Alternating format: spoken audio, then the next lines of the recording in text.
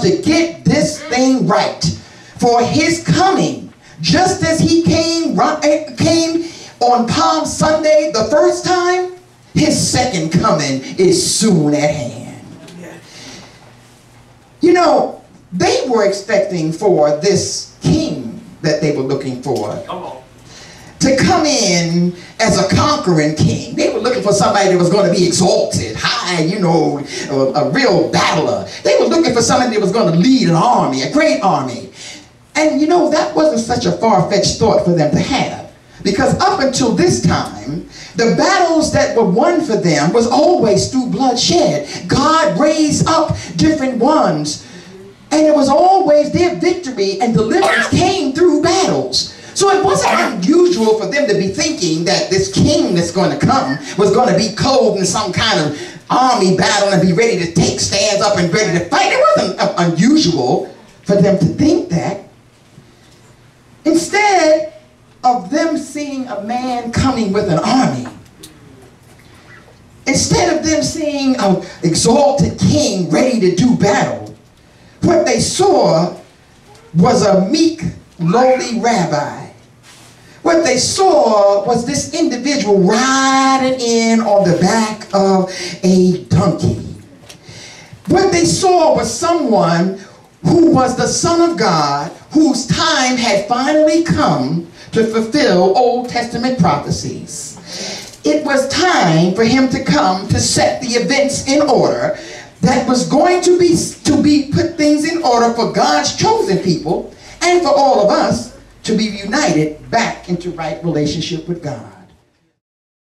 Do you recognize him today as we celebrate this triumphant entry and the beginning of Holy Week?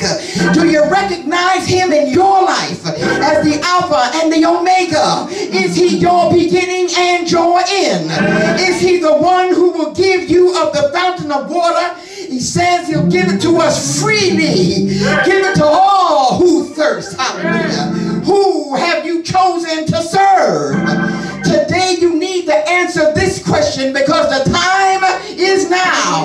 Whose report will you really believe? Do you really believe the report of the Lord? Don't continue to allow the temptations of this world to tug at your heart. I know some of those things look good. I was in the store the other day and they were talking about the billions of dollars that was in the lotto. The brother said to me, "Sister, you gonna buy one of these tickets?" I looked him dead in the eye. I said, "My hope is built on nothing less than Jesus Christ and righteousness. I don't care how many billions is in the lotto.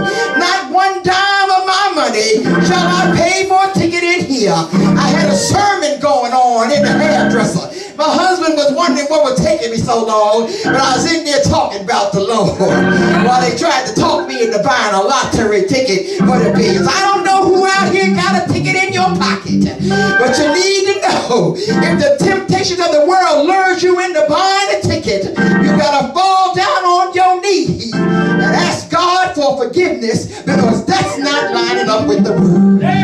Is your house in order? Do you believe the report of the Lord? The signs of the last days are all around us. Jesus' triumphal entry into Jerusalem was the first step in the process that gave us access to a new life in Christ.